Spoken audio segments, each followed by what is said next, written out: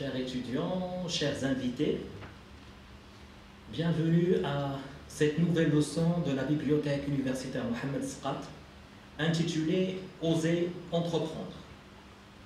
Inspirée des prestigieuses leçons inaugurales du Collège de France, ces rencontres ont pour ambition de créer un espace de réflexion et d'inspiration, en réunissant des experts pour enrichir les connaissances et ouvrir de nouvelles perspectives.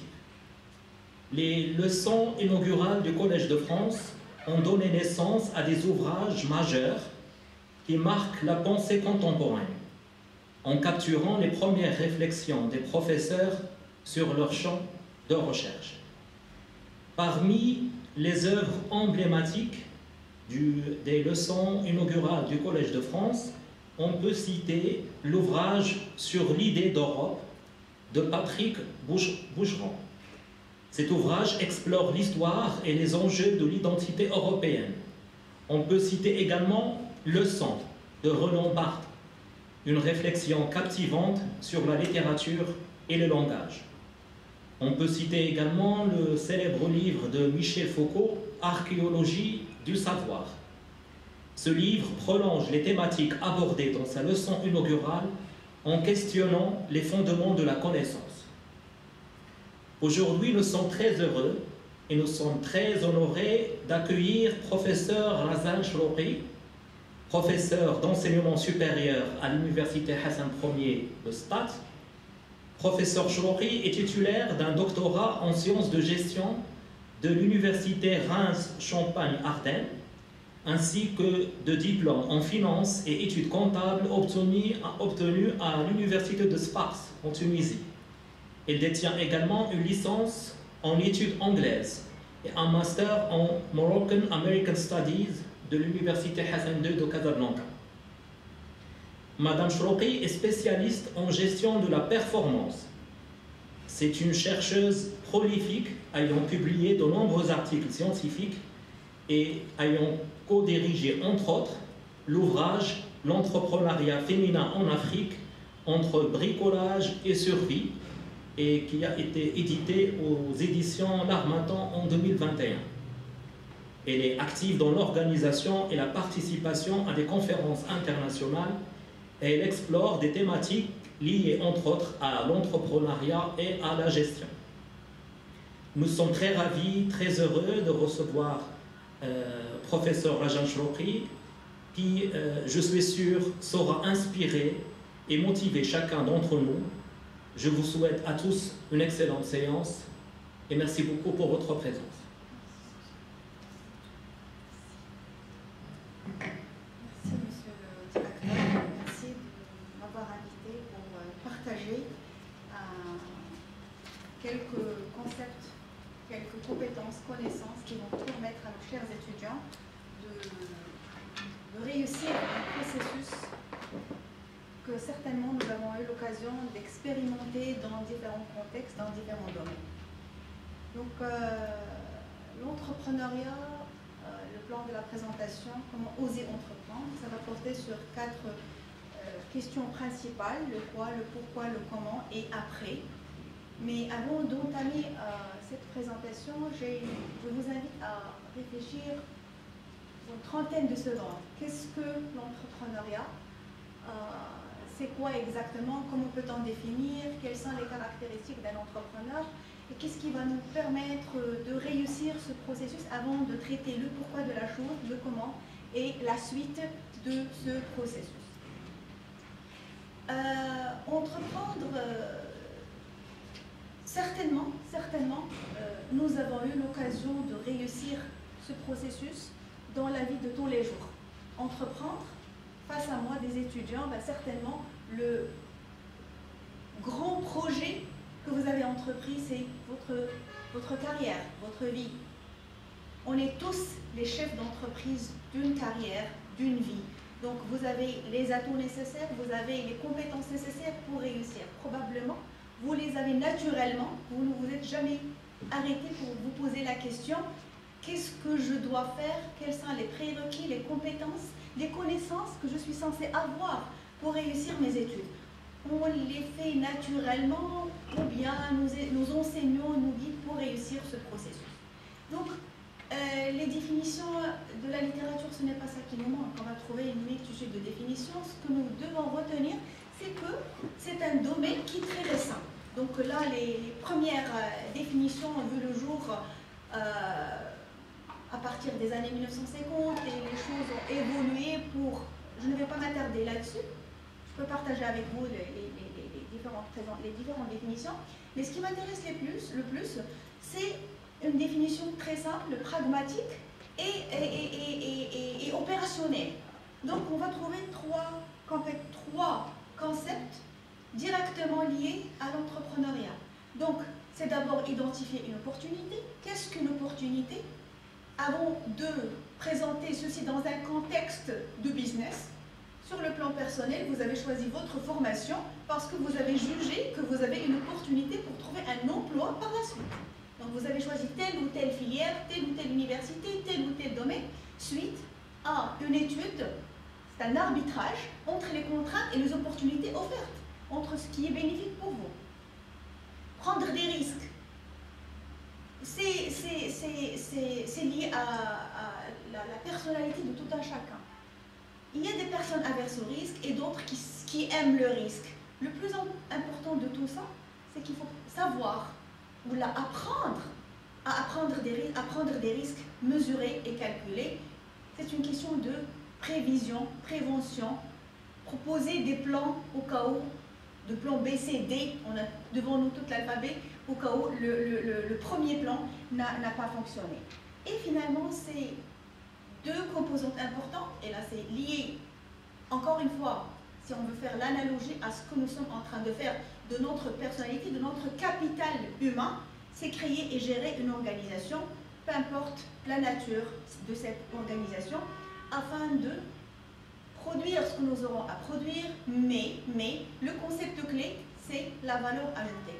Qu'est-ce que je pourrais offrir de différent? Donc, c'est une opportunité, c'est des risques calculés. Le principe financier classique, celui qui ne risque rien, n'aura rien. Et finalement, la création et la gestion d'une entité au sein de laquelle nous allons proposer une valeur ajoutée différente à ce qui est offert par rapport aux autres. Les principales caractéristiques de l'entrepreneuriat. Quand je parle de l'entrepreneuriat, le premier synonyme qui traverse, le premier concept qui traverse mon esprit, c'est beaucoup d'argent. En parallèle, donc c'est le couple en finance, bénéfice va de pair avec le risque. Mais également, il y a l'argent, mais il y a le risque, il y a l'investissement, il y a les efforts déployés. Donc, les caractéristiques de l'entrepreneuriat, on va trouver une opportunité. Il faut saisir une opportunité sur le marché. D'une manière très simple. Merci. D'une manière très simple, une opportunité, c'est le revers de la médaille qui est le challenge, qui est le défi. Probablement un problème. On évite de parler de problèmes, mais on préfère parler des challenges et des défis. C'est une opportunité, saisir un besoin d'une manière très simple, saisir un besoin non assouvi sur le marché. C'est ça une opportunité. L'innovation, c'est proposer quelque chose ayant une valeur ajoutée que je vais qualifier de différente ou bien durablement supérieure à celle proposée par les autres sur un marché, que ce soit le marché du travail ou bien le marché, le business, le monde du business et le monde économique d'une manière générale. C'est une prise de risque, bien évidemment, parce que entreprendre, c'est quitter sa zone de confort. C'est faire quelque chose de différent avec des plans, avec des résultats différents qui sont supérieurs, durablement supérieurs aux résultats obtenus actuellement, à l'instant T0. La création de valeur, c'est satisfaire un besoin d'une manière différente, créer de la valeur pour les autres. C'est ce qui va vous permettre de rentabiliser l'investissement initial. Dans le contexte entrepreneurial, cet investissement, c'est votre temps, c'est votre énergie, c'est votre capital humain et financier et matériel. C'est tous les risques que vous avez décidé de prendre et trouver un moyen pour rentabiliser ces risques-là. Et finalement, c'est l'autonomie financière. Donc, Je reviens vers les traits de personnalité. Il y a des personnes averses au risque, d'autres non. Il y a des personnes qui cherchent la liberté. On parle, la liberté financière, on parle d'autonomie financière. Un entrepreneur, ce n'est pas quelqu'un qui travaille 4 ou bien 8 heures par jour. Au contraire, c'est quelqu'un qui travaille 24 sur 24 heures. Mais il n'a pas de supérieur, il n'a pas de boss. Il gère son entité.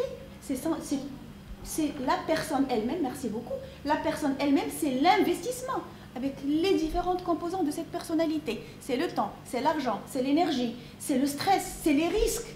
C'est réellement ce qui va lui permettre d'avoir cette autonomie financière. Il ne va pas recevoir un salaire.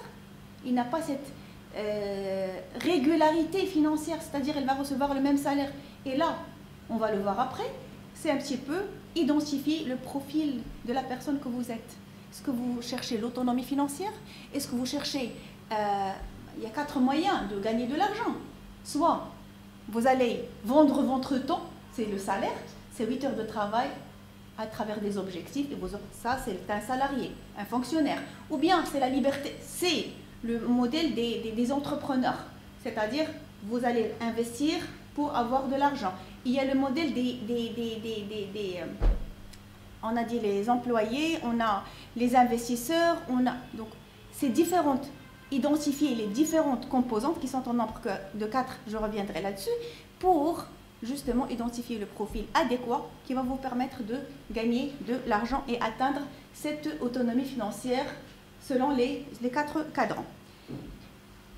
Les principales caractéristiques et les compétences requises pour réussir l'entrepreneuriat. On trouvera différentes classifications. On a les compétences techniques, les compétences personnelles, interpersonnelles, intrapersonnelles. Les clés, les traits communs que nous allons trouver, on peut les résumer en 2 ou 3 blocs.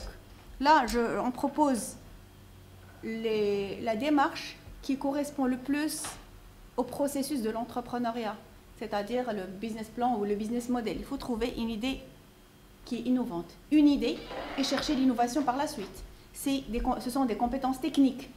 Et certainement, vous allez trouver des livres, des experts en la matière, vos enseignants, ils vont vous accompagner pour trouver les idées, réussir les idées et les rendre innovantes.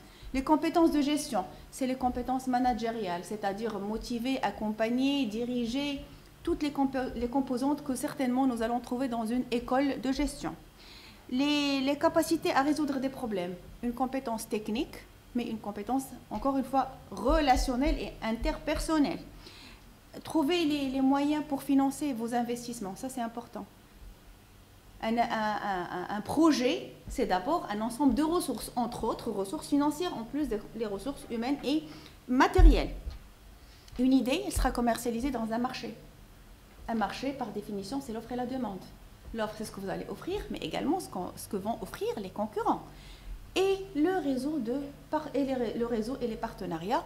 Seul, on peut avancer rapidement, mais pas pour longtemps. Donc, les compétences techniques ne me causent pas beaucoup de problèmes. Pourquoi? Parce qu'on peut trouver des manuels, on peut trouver des experts. Le gros lot du travail doit être fait au niveau de la personne de l'entrepreneur et les traits de personnalité. Un entrepreneur, c'est le risque. Il y a beaucoup de personnes qui ont décidé de changer de carrière.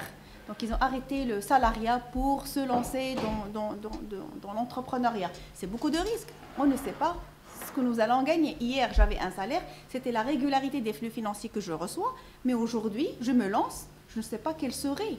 Est-ce que mon idée sera acceptée par le marché? Est-ce que ça va me permettre de générer des bénéfices, etc. La vision. Je laisserai ce point vers la fin de ces compétences. La résilience et l'adaptabilité. Certainement, vous avez vu ça dans vos cours de management, d'économie. L'environnement était qualifié de stable. Les choses ont changé, vous l'avez constaté.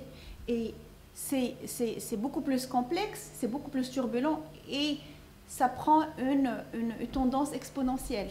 On l'a vu, ce qui s'est passé juste après la Covid. Les choses changeaient d'une manière extraordinaire. Observer les innovations en termes technologiques, des téléphones, les iPhones, les ordinateurs portables, les voitures électriques, ça évolue d'une manière on ose dire imprévisible. Le leadership et la gestion d'équipe. Encore une fois, vous n'allez pas travailler seul. Au début, vous serez seul, 24 sur 24. Au fur et à mesure que vous allez élargir vos horizons, votre business, vous aurez besoin de personnes qui vont travailler avec vous. Des personnes, vous serez le leader par définition. Quand on parle de leadership, un leader, c'est un objectif et des suiveurs. Vous devez élaborer un objectif. Pour vous, c'est clair, mais ça doit être clair aussi pour les collaborateurs. Des suiveurs. Des suiveurs, ça présume que nous allons travailler en équipe. Et là, nous sommes censés partager le même système de valeurs et la même culture de l'entreprise et la même culture entrepreneuriale. Parlons de la vision.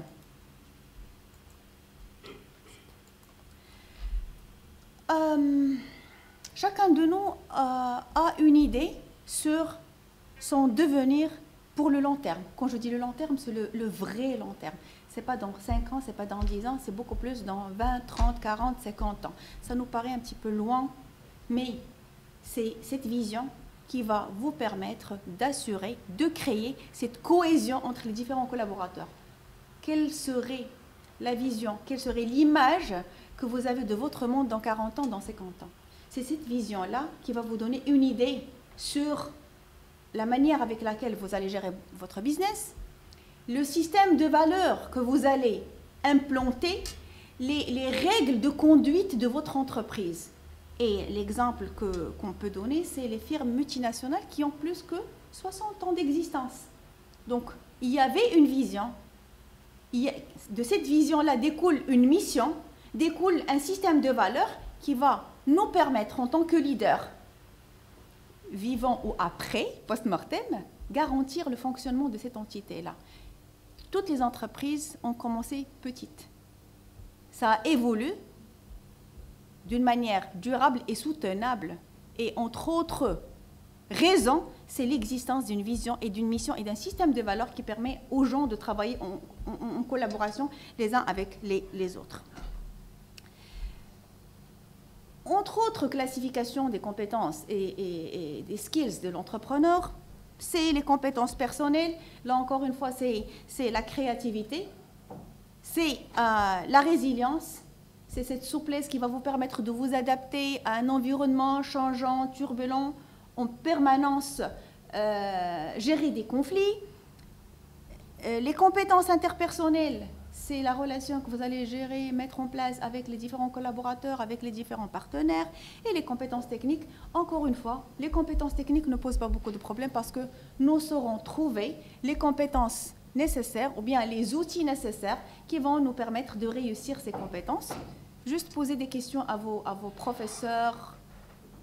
Vous allez trouver des mentors, vous allez trouver des idoles qui seront ravis de partager avec vous leurs compétences technique qui leur a permis de réussir ce process. Mais, un gros mais, parmi les problèmes, ou les questions que les entrepreneurs, les futurs entrepreneurs se posent, c'est pas facile. Je veux bien, mais je ne sais pas par quoi commencer. Je risque de perdre mon argent. Je veux bien, je ne sais pas comment m'y prendre, mais je dois d'abord faire ceci. Ou bien c'est blâmer les autres. La lourdeur administrative, je ne trouverai pas les gens qui vont acheter, c'est toujours les autres. Et là, encore une fois, je reviens vers les compétences interpersonnelles et les traits de personnalité. Ce n'est pas facile. Qui vous a dit que c'est facile?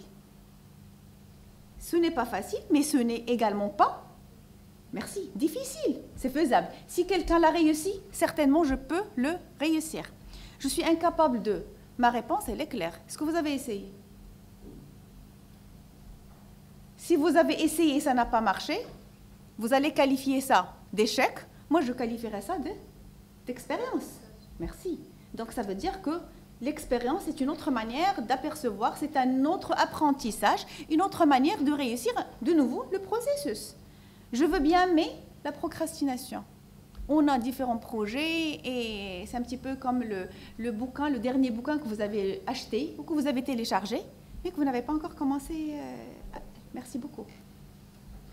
Qu'est-ce qu'on attend? Quelque chose. Non, il faut commencer par prendre une décision, une résolution, détermination pour commencer un projet et commencer la planification. Juste prenez votre stylo, une feuille de papier, commencez par mettre en place un plan, certainement que vous avez transformé en objectif. Donc d'abord, la procrastination et un petit conseil par rapport à tout ce que les autres peuvent, doivent ou ne peuvent pas ou ne doivent pas faire, juste conjuguer tous les verbes en je. Ce que je dois faire. Accomplissez votre part du deal. Faites ce que vous aurez à faire et croyez-moi, le reste, ça va suivre. Donc là, on parle des croyances limitantes ou bien des métaprogrammes. Lorsqu'on a parlé ces entraves, on va dire, croyances limitantes, c'est les métaprogrammes. C'est un petit peu le software de notre cerveau qui fait fonctionner des choses qui donnent la résultante que nous avons pour un petit peu nous éloigner ou bien rester dans notre zone de confort. Donc, entreprendre, c'est avoir le courage, la détermination pour traverser ce processus, pour proposer quelque chose d'innovant sur le marché. On commence par premier point.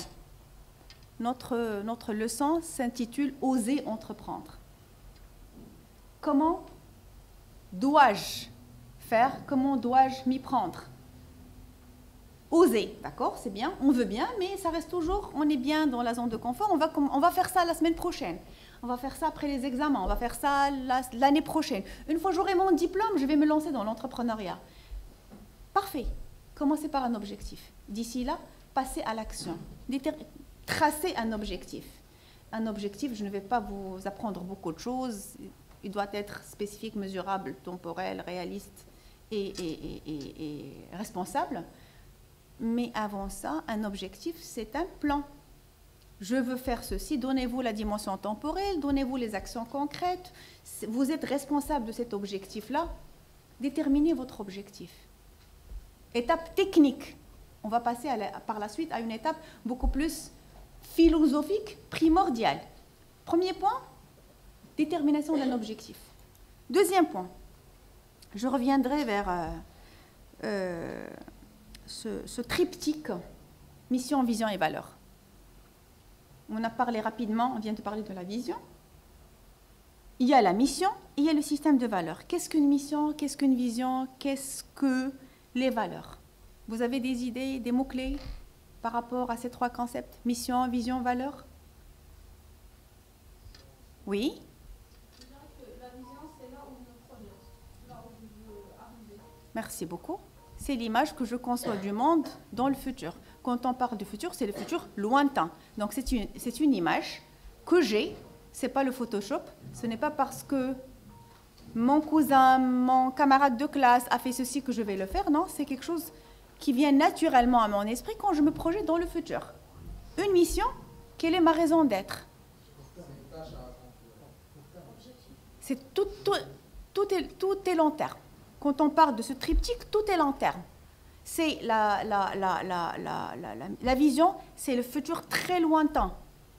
Je ne fais pas la publicité de firmes multinationales, mais la durée, quelques firmes multinationales ont plus que 100 ans. Ils ont protégé leur vision, ils ont respecté plutôt. Ils ont respecté la vision, ils ont respecté la mission, ils ont un système de valeurs. Et le système de valeurs, ça leur permet de travailler en cohésion, c'est-à-dire un petit peu identifier les concepts, les règles de conduite de ces entreprises-là, de ces équipes-là. La mission, c'est la raison d'être. Qu'est-ce que je vais offrir sur ce marché-là? Qu'est-ce que je vais offrir sur cette planète-là? Uber, c'est assurer le transport. Walt Disney, c'est rendre les gens heureux. La mission que les fondateurs, les créateurs de ces entreprises-là, qui se sont donnés, c'est de rendre les gens heureux. Et nous aurons, à travers cette mission, par la suite, vers la fin, in fine, nous allons offrir des produits qui nous permettent de concrétiser ces missions-là. La vision, c'est un petit peu... Et la particularité, enfin, si on ose dire la différence entre les deux, c'est que la vision, c'est pour les collaborateurs, c'est pour mon équipe. On sait, nous sommes actuellement à l'instant T0, voilà notre état du monde, et la vision, c'est le T1, c'est le futur lointain. Voilà notre objectif. Voilà ce que nous cherchons à atteindre dans le futur lointain. Donc c'est une sorte de motivation, la force motrice de mon équipe. La mission, c'est destiné à l'extérieur, destiné au marché. La mission, c'est ce qui va me permettre, ou bien c'est ce qui va permettre à mes clients de m'identifier dans un marché concurrentiel.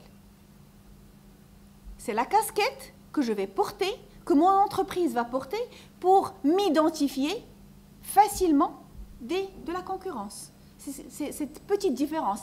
Le problème que je cherche à résoudre, la petite valeur, le terme exact, c'est la petite valeur ajoutée que je vais apporter à mes clients différemment des autres. Et bien évidemment, le système de valeurs, c'est un ensemble de valeurs, c'est le code de conduite de mon entreprise. Ouvrez n'importe quelle page web des entreprises et vous allez trouver qu'ils ont leur mission, vision, système de valeurs. Personnellement, je pensais que pendant une longue période que c'est beaucoup plus... c'est des clichés, c'est pour des raisons marketing, c'est pour la promotion de l'entreprise. Non, je découvre, non.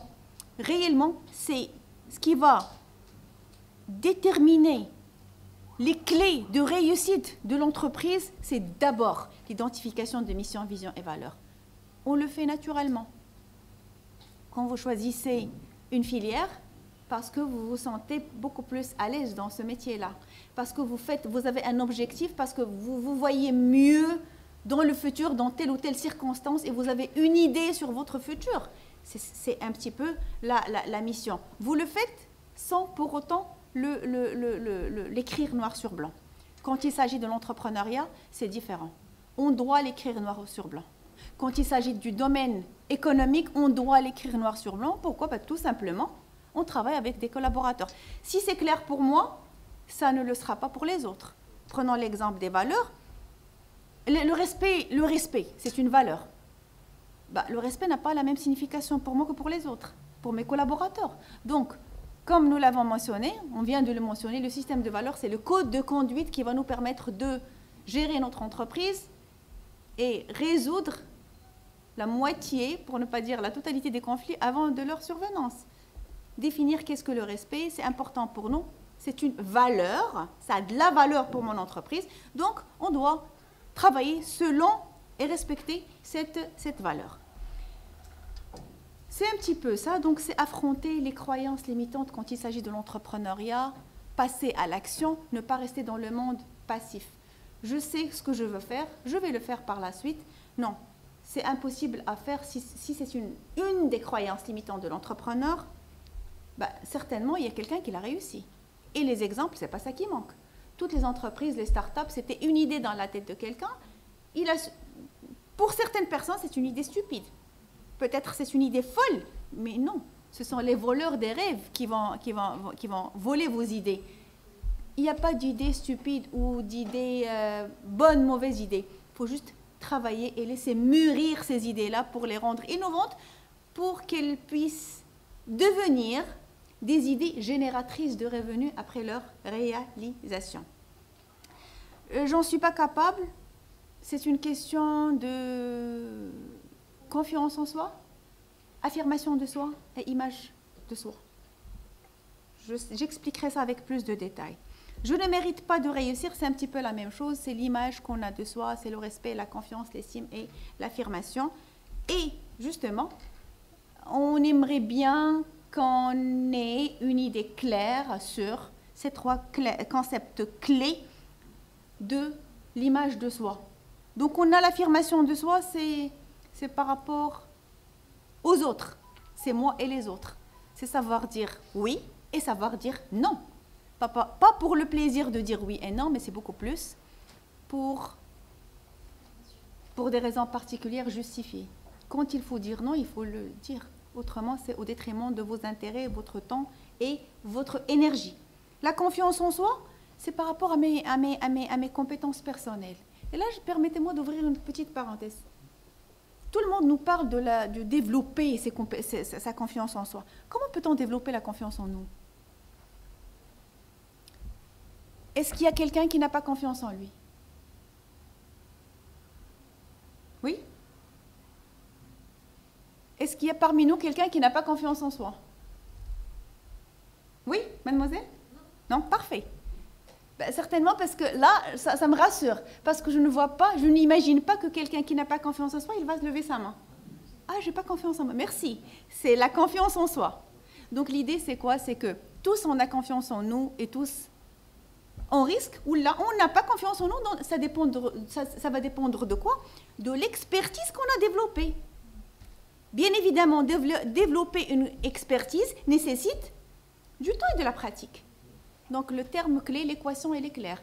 Développer votre confiance en vous, c'est donnez-vous le temps de développer cette compétence et cette expertise, à travers le temps et l'apprentissage. Si je vais vous demander de prendre la parole en utilisant une autre langue, le chinois, vous n'aurez pas confiance en vous, parce que vous n'avez pas la compétence nécessaire pour.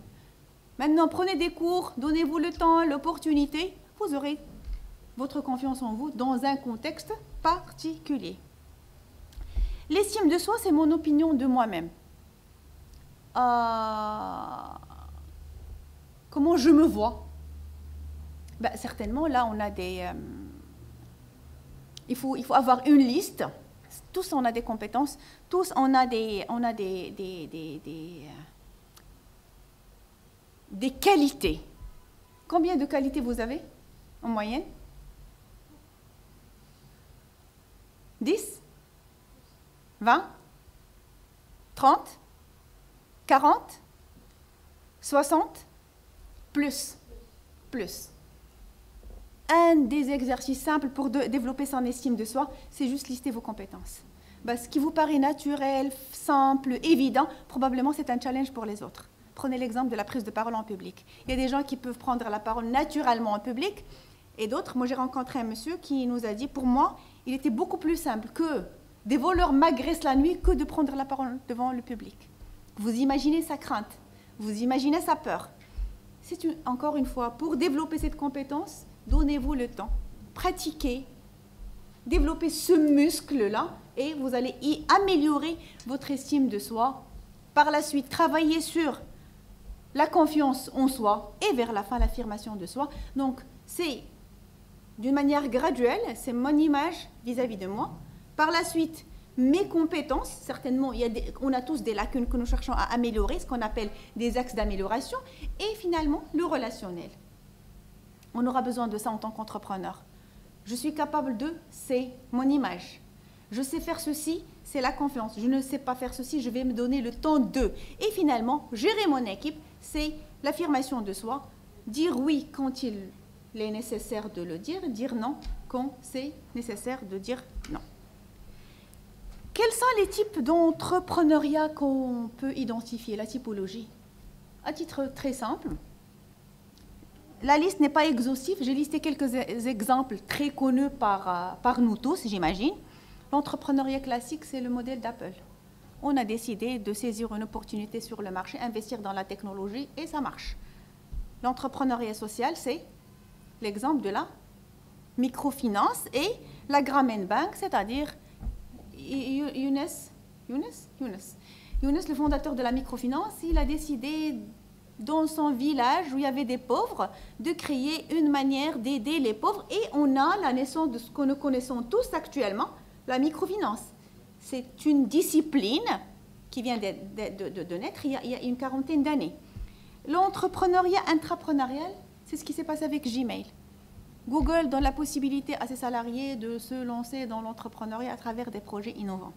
On a l'entrepreneuriat technologique et l'entrepreneuriat vert, le fameux exemple de Tesla. C'est la pointe de la technologie, mais en même temps, c'est la technologie verte, non polluante. On a l'entrepreneuriat solidaire ou coopératif, c'est le modèle de Mondragon. C'est un ensemble, c'est une entreprise formée par des associations. Pour dire que la liste n'est pas exhaustive, mais juste pour dire que nous allons trouver certainement une manière dans laquelle notre projet pourrait s'épanouir. une forme juridique particulière. Je ne m'attarde pas sous l'appellation, et encore pour nos étudiants marocains, pour le statut juridique, parce qu'on a tous le statut, le fameux statut d'étudiant. Merci, entrepreneur. Donc, on a cette possibilité, il faut juste la saisir. Donc, qu'est-ce que entreprendre? Qu'est-ce que l'entrepreneuriat? C'est une démarche proactive visant à transformer des idées en réalité. On a des idées, il faut travailler, passer à l'action pour les transformer en réalité, en apportant des solutions innovantes, créatives aux défis du marché et de la société. C'est-à-dire d'une manière très simple, chercher un besoin, un problème sur le marché, proposer une autre manière de le résoudre. L'exemple classique, c'est Uber. On a les taxis, on ne va pas s'arrêter de la rue pour chercher un taxi, peut-être que ça prend du temps. Le monsieur, il a apporté une idée stupide, folle, peu importe. Ça marche, ça lui fait gagner de l'argent. Une application, une technologie, mettre en relation des chauffeurs et des gens qui ont besoin de se déplacer, et le résultat, vous le connaissez tous. Ça permet de gagner de l'argent avec des valeurs ajoutées extraordinaires. Le pourquoi? Pourquoi entreprendre? Pourra trouver des réponses, on va dire, macroéconomiques. Les défis, ça permet d'absorber le chômage. Indirectement, ça va me permettre de gagner de l'argent, avoir un revenu. Ça permet de développer le progrès technologique et l'innovation, apporter de la valeur ajoutée à la société. L'impact social et l'épanouissement personnel, il y a des gens qui aiment le risque, ils s'épanouissent, ils ne peuvent pas rester dans leur bureau, c'est beaucoup plus cette dynamique, cette flamme entrepreneuriale, cette fibre entrepreneuriale. Mais sur le plan personnel, qu'est-ce que l'entrepreneuriat va m'apporter? D'abord, améliorer sa situation financière. Ça permet de gagner beaucoup d'argent. Bien évidemment, si on est chanceux, entre guillemets, on peut gagner l'argent dès le premier jour. Mais observez ce qui se passe. Airbnb, c'est une idée folle. Ça permet de gagner de l'argent, mais c'est une idée ingénieuse. Il y a des gens qui cherchent à avoir un logement avec un besoin particulier de se retrouver chez eux, comme si chez eux. D'autres qui ont des logements. L'idée, c'est de confronter l'offre et la demande. Les gens qui ont un besoin et d'autres qui ont un excédent. Ça a donné ce que ça a donné. Uber et les Amazon, je reviendrai là-dessus. Pour la satisfaction personnelle, c'est un challenge. C'est le sommet de la pyramide de Maslow. C'est la réalisation de soi. Il y a des gens qui peuvent commencer un salarié, développer, chef d'équipe. C'est pas ça. Par la suite, l'estime de soi. Non, la réalisation de soi, c'est de se lancer et réussir des challenges sur le plan personnel. Prendre part de l'innovation, apporter quelque chose de nouvel, on a des idées, on voit le marché. L'entrepreneur, c'est quelqu'un qui voit le marché différemment, qui voit en chaque problème une solution. They think out of the box. C'est important de comprendre qu'ils ont une autre vision du monde, orientée solution et pas orientée problème. L'autonomie et l'indépendance dans toutes ses formes, principalement financières. Question de temps. On n'est pas contraint par le respect des 8 heures de travail par jour. On peut travailler 24, mais on est libre. On a décidé délibérément de travailler plus que 8 heures.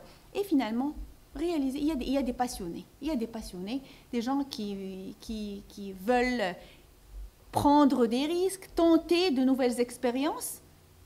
Si ça rapporte de l'argent, tant mieux. Donc,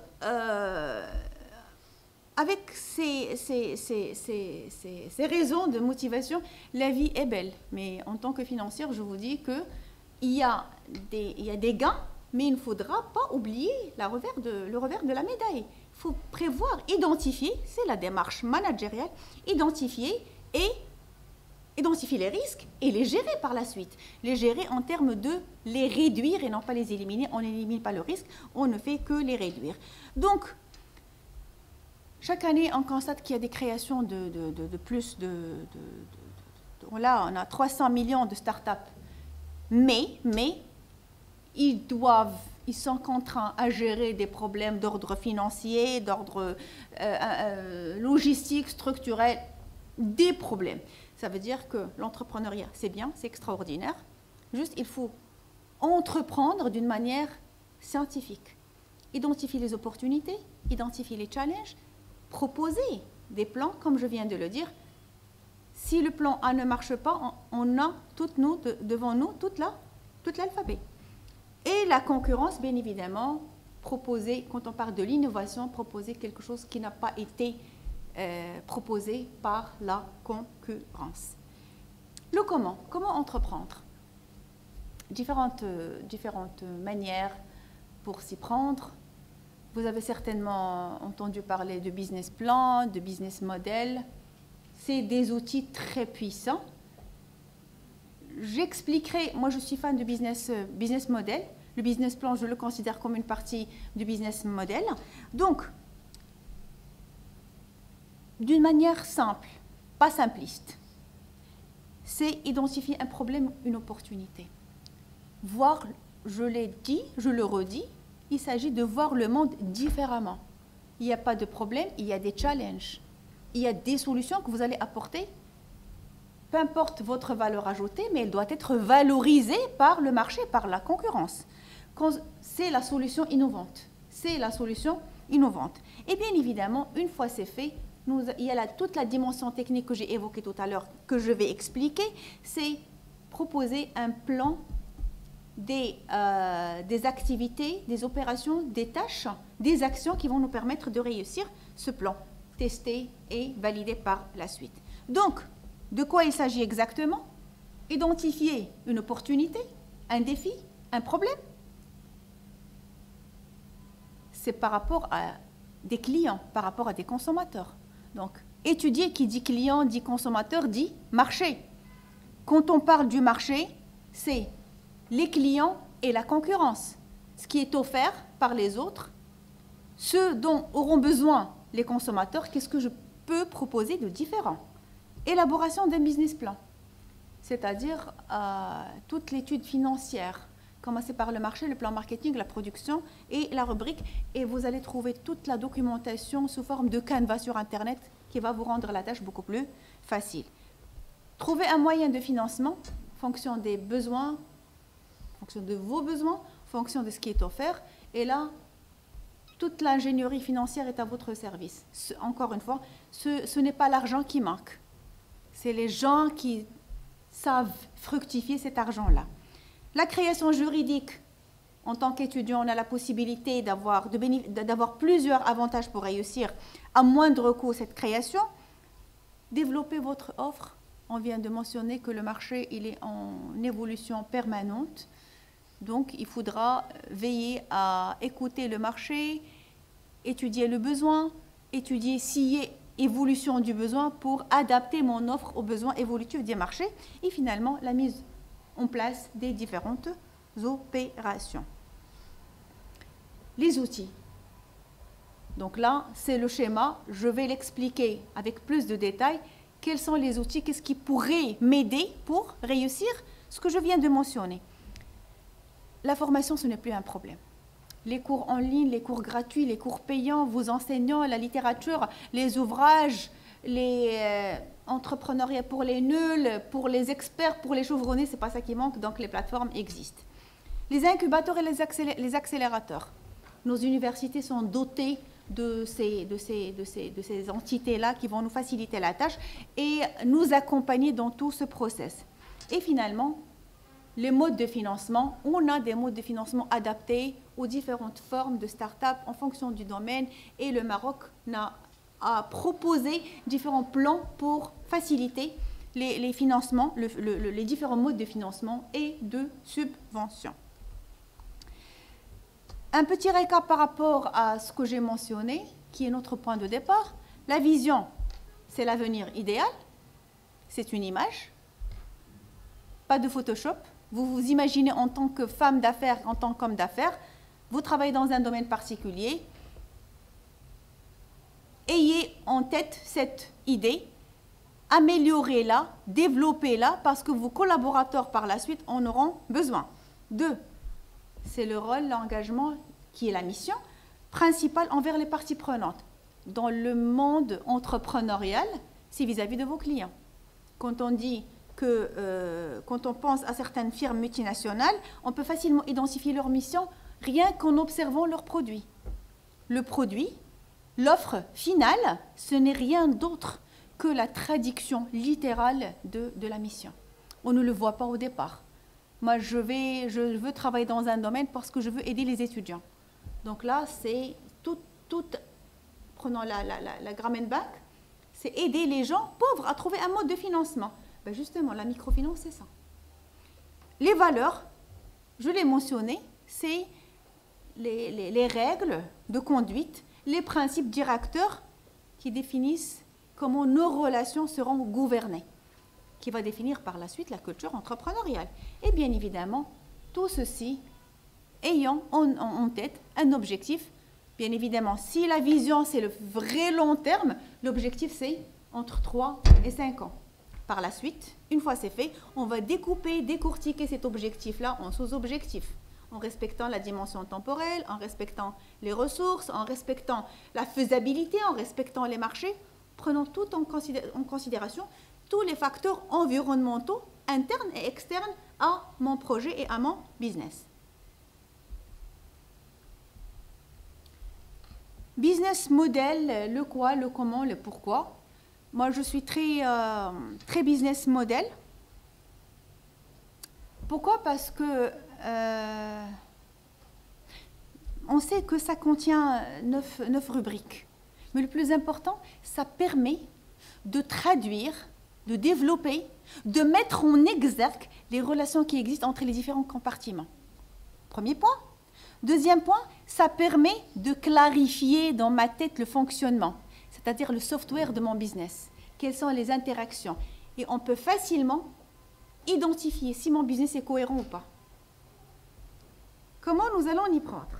On a l'approche classique, c'est une idée qu'on va développer et la suite, vous la connaissez. La tendance actuelle, c'est ce que j'ai mentionné, c'est trouver un problème. Identifier un problème, trouver une solution à ce problème, pardon. Donc, identifier un problème, identifier un challenge, et votre point de départ, c'est apporter une solution innovante. Ne cherchez pas à vous compliquer l'existence. Ça ne doit pas être, on va pas concurrencer Tesla. Identifier son marché, identifier le périmètre de son activité. Comment c'est petit, ça va venir par la suite. Ça va venir par la suite. Donc, les différentes, le business model, c'est ça. Si on le voit, ayant une perspective statique, ce n'est pas intéressant. Ce n'est pas intéressant, parce que là, d'après vous, par quoi on peut commencer? Coût, par exemple, pourquoi pas? Chercher le mode de financement. Financer quoi? Mon projet. Mais de combien j'aurais besoin? Aucune idée. Ça dépend d'eux. Ça dépend, bien évidemment, tout dépend de tout. D'accord, les coûts, les revenus. Moi, c'est mon objectif, c'est gagner temps. Parfait, excellent. Ça peut être les ressources, pourquoi pas? J'aurais besoin d'eux. Quelle est l'échelle de mesure? Votre camarade a parlé des clients. Ben oui. Voilà. Si on commence par les clients, je vous ai dit que ça va permettre de mettre en exergue d'une manière claire les interactions qui existent entre les différents compartiments, et ça s'appelle le modèle économique, c'est-à-dire ça va me permettre d'identifier si mon modèle est cohérent ou pas. Voilà. Les clients, commencez par identifier le problème. Les clients, certainement, ils ont un problème. Donc, qui sont mes clients? Quelles sont leurs caractéristiques? Une fois le problème, il est là, ce sont les gens qui ont ce problème-là. Identifier les clients, le segment, toute l'information relative à mon marché. Mes clients sont mon marché. À ces clients-là, je vais, c'est le 4e compartiment, je vais proposer une offre. Elle doit être nouvelle, Là, c'est un exemple. Moins cher, personnalisable, plus accessible, plus performante. Donc, proposez les exemples comme on vous semble. Quelle serait la valeur ajoutée que vous allez offrir à vos clients? Donc, à mes clients, je vais offrir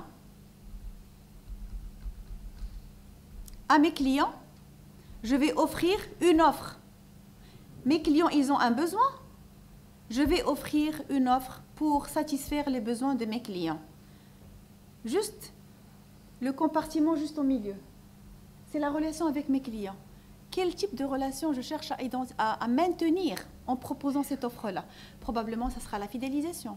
Probablement, c'est une relation durable. Probablement, c'est la satisfaction. Probablement, c'est un produit de substitution. Donc là, vous voyez un petit peu, ça me permet de construire, on l'appelle modèle économique, ça me permet de construire identifier un besoin, idée,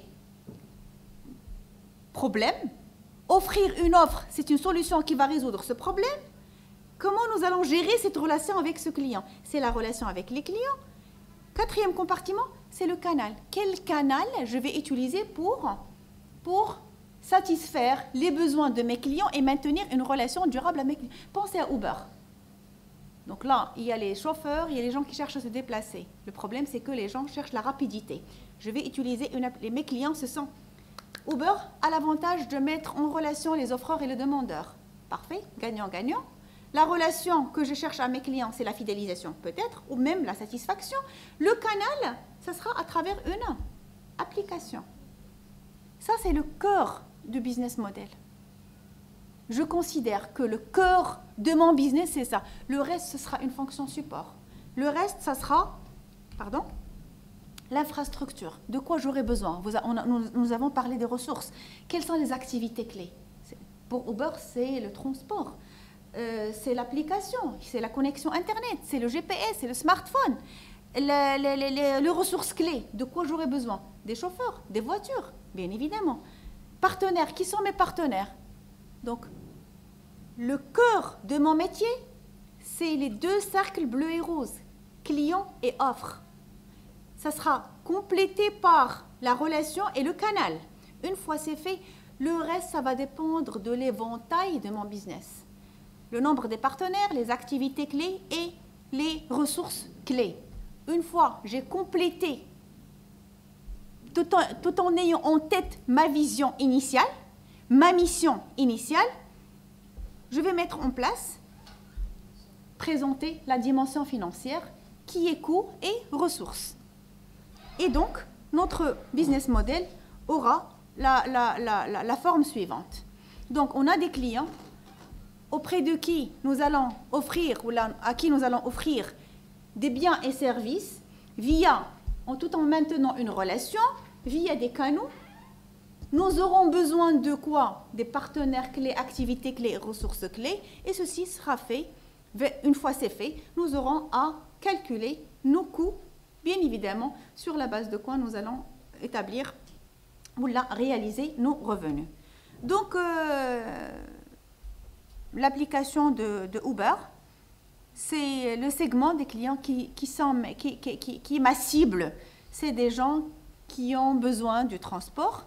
L'avantage de Uber, c'est qu'il met en confrontation les propriétaires de voitures ainsi que les gens qui ont besoin de transport. En termes d'offres, qu'offre Uber, c'est un transport reliable. Voilà. Et à travers, c'est très simple, il suffit d'avoir un smartphone et de l'Internet et un GPS. Ça va nous permettre. Et bien sûr, pour les chauffeurs, ça va leur permettre d'avoir des revenus additionnels. Quelle relation nous cherchons à maintenir avec notre client? C'est une relation durable, c'est une application dans laquelle nous sommes censés nous inscrire et par la suite, ils auront à proposer du rating sur la base de quoi nous cherchons à améliorer notre offre. Le canal de communication, c'est une application, un site web. Les activités clés, c'est la plateforme et les supports. Si ça ne marche pas, nous aurons besoin. C'est une activité clé, le support technique. Les ressources clés, c'est la technologie, smartphone, le GPS, un réseau de chauffeurs et une image de marque. Ce sont des gens sur qui nous pouvons compter. Les partenaires clés, le paiement se fait, il se fait sur plateforme. Donc, nous aurons besoin des partenaires clés et des API providers. La structure de coût, que ces partenaires clés, ces ressources clés doivent avoir un paiement. Et finalement, le revenu, c'est le pourcentage reçu par les chauffeurs une fois les coûts sont couverts. Donc, l'avantage du business model, ça va vous accompagner pour réaliser votre idée, avoir au moins s'assurer, il va vous permettre de vous assurer de la cohérence de votre idée. Une fois que vous allez commencer la planification, vous aurez une idée claire sur les différentes étapes, sur les besoins, et ça sera une manière visuelle et schématique, claire sur la proposition de valeur que vous allez offrir sur le marché. Un deuxième exemple, c'est l'exemple d'Amazon. Les chiffres sont très impressionnants. L'entreprise a été créée en 1994, lancée en 1995. 2 années après, elle a été introduite en bourse. Quand même. 4 ans après sa création, l'entreprise est introduite en bourse. C'est une success story. Pourquoi? Parce que en 2004, Amazon a été qualifié en tant que supermarché en ligne au monde. C'est facilement, juste après, elle a cherché à élargir ses produits via une accélération de sa diversification, offre de différents produits, commercialisation sur différentes plateformes. C'est la concrétisation de ce que j'ai partagé avec vous. Ils ont une mission claire. Quelle est la valeur ajoutée qu'ils veulent offrir sur le marché? Quel serait leur petit plus par rapport à ce qui est offert sur le marché? Amazon, c'est une plateforme. Enfin, finalement, d'accord, mais ils cherchent à devenir le magasin du monde. Si vous cherchez quelque chose, cherchez sur Amazon. Et finalement, réellement, c'est ce que Amazon nous offre. Amazon ne produit pas les différents produits. Juste, vous voulez chercher quelque chose, adressez-vous à Amazon, vous allez trouver votre produit. La vision, devenir le magasin de la planète. Est-ce vrai? Donc l'idée dès le départ, l'entreprise a été créée en 1994, 4 années après elle est cotée en bourse. Donc j'imagine qu'ils ont une idée claire sur leur vision. Ils ont pu atteindre ceci. Et la vision, c'est quelque chose qui va nous accompagner, bien évidemment. On ne va pas s'amuser à changer de vision. Raison pour laquelle je vous ai dit, il suffit juste de découvrir sa vision et identifier sa mission. C'est important. Il faut les découvrir. C'est ce que nous cherchons à devenir sans Photoshop, sans coloration. Ce qui leur a permis de réussir leur projet, c'est le code de conduite, les règles mises en place entre les différents collaborateurs et qui sont le gage de la qualité de leur service en quelque sorte. Satisfaire les consommateurs, observer, écouter, comprendre, tout ça pour satisfaire le besoin. Donc, gagner sa confiance. Le long terme, c'est une dimension importante, la durabilité. En 1994, on est en 2024, quand même. Tant d'années, on parle de combien d'années? Merci. Innover et simplifier, être à la recherche perpétuelle d'innovation et l'invention qui pourront simplifier la vie des consommateurs. Donc la satisfaction des consommateurs, c'est au centre de leurs intérêts. Bien évidemment, quand on arrive à faire ça, l'argent suivra. Ça va devenir une conséquence naturelle des efforts déployés. La stratégie, c'est les prix les plus bas, un large choix et la simplicité. Ce n'est pas compliqué pour acheter des produits. D'abord, trouver, par la suite, acheter des produits sur Amazon. Donc, après 30 ans, ils ont pu atteindre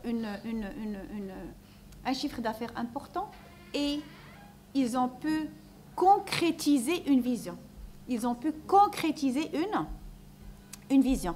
Entre autres composantes stratégiques de l'entreprise, la croissance interne, c'est mentionné clairement. La croissance externe, ils ont pu se développer à travers le rachat d'autres concurrents sur le marché et les alliances et investissements. Donc, quand je vois ces actions stratégiques, on arrive à voir que simplifier, innover, c'est vraiment la concrétisation de ce qu'ils ont proposé comme axe stratégique.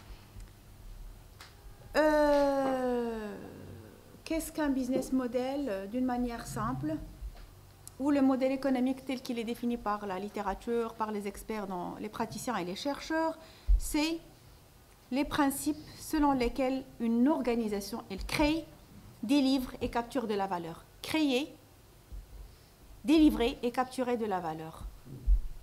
Un besoin non satisfait, une offre, une relation avec les clients.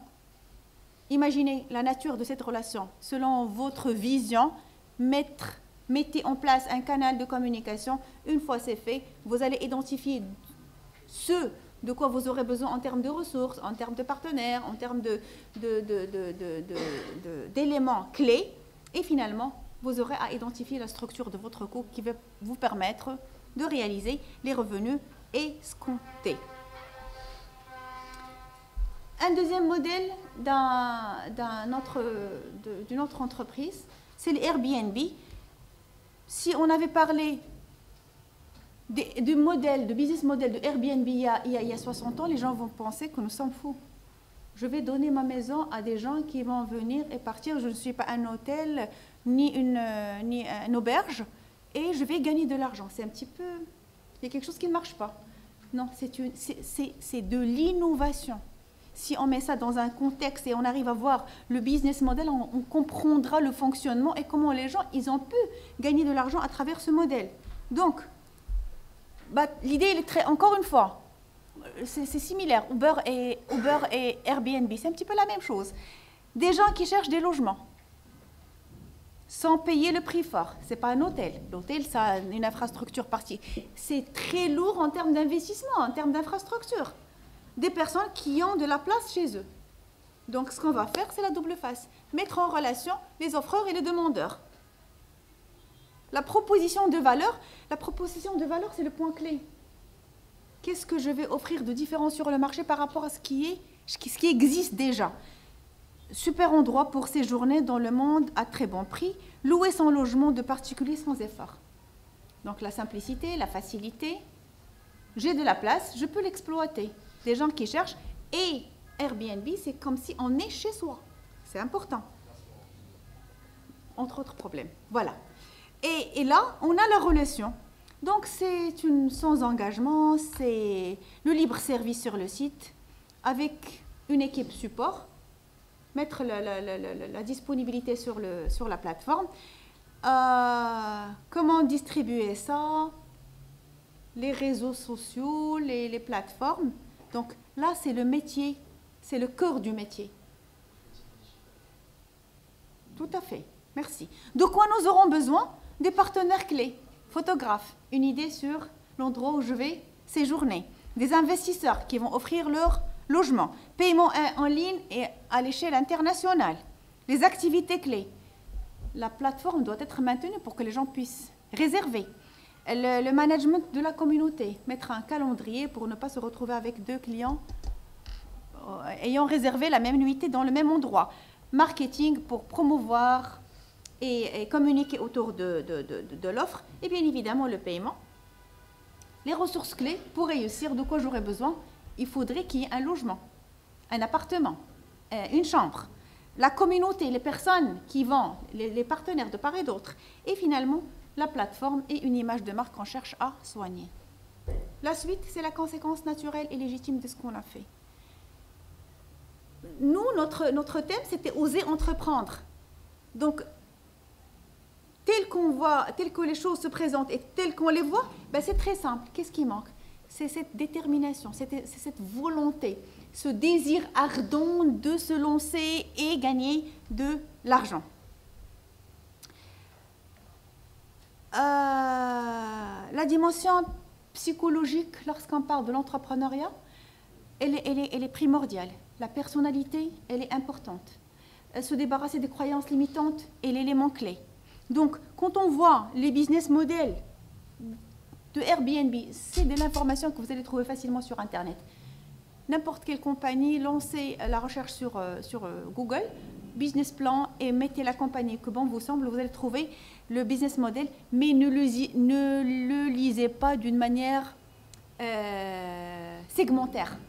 Essayez de comprendre la relation qui existe en commençant par les deux volets, le client et la proposition de valeur. Par la suite, essayez de comprendre quel type de relation, quel canal, de quoi vous aurez besoin. Par la suite, le coût et les revenus. Vous allez voir que c'est très simple. Très simple, bien, mais quel est l'élément important? C'est oser, justement, oser se lancer dans ce business. Réussir, c'est une question de persévérance, peu importe le contexte. Réussir ses études, c'est une question de persévérance. Réussir sa vie, c'est une question de persévérance. Réussir un business, c'est une question de persévérance. Bien évidemment, les obstacles, les challenges, ce n'est pas une surprise. C'est une composante inhérente. On va appeler ça systémique.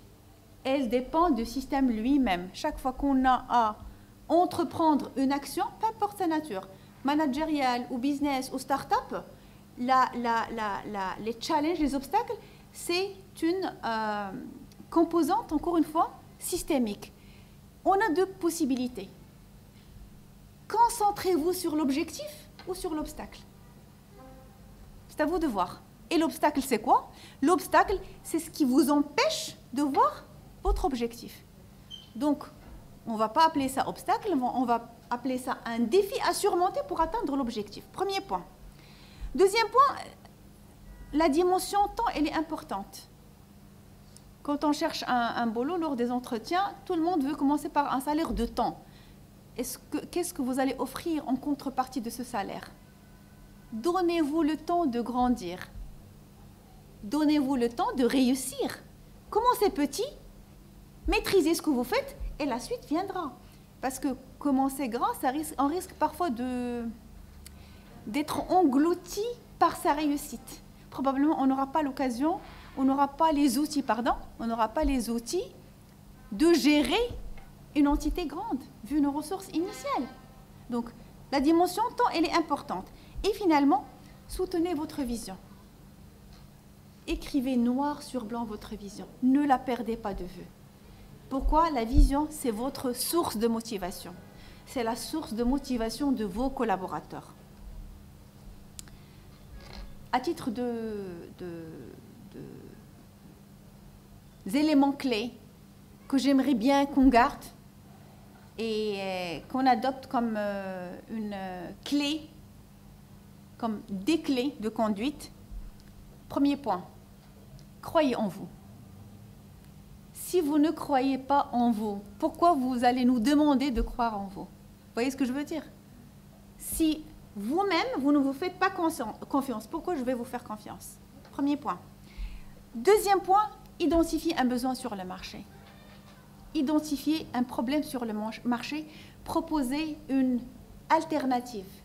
Proposez une manière. Ne cherchez pas si elle est simple, simpliste, stupide ou folle. Non. Proposez une autre manière innovante de satisfaire ce besoin.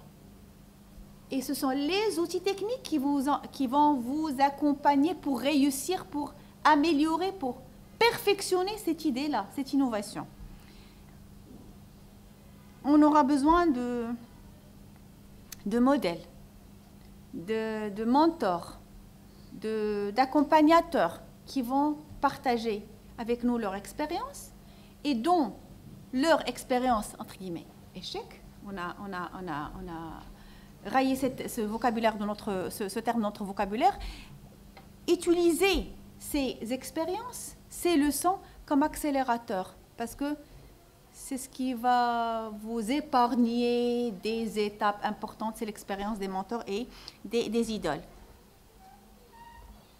Comment transformer les idées en projets structurés? Commencez par élaborer votre business plan, votre business model. à force de le travailler, de le présenter aux différents experts, vous allez l'améliorer et le perfectionner. Et bien évidemment, on se retrouve dans un milieu universitaire. Les concours, il y a ma thèse en 180 secondes, il y a les projets, les concours d'entrepreneuriat. Ça va vous permettre d'apprendre des expériences des autres et améliorer la vôtre. Et bien évidemment, passer à l'action. Commencez petit. Ne laissez pas l'échec vous paralyser. Le terme échec n'existe pas. Ce n'est rien d'autre qu'une expérience et c'est la première étape vers la réussite. Apprenez à financer votre projet.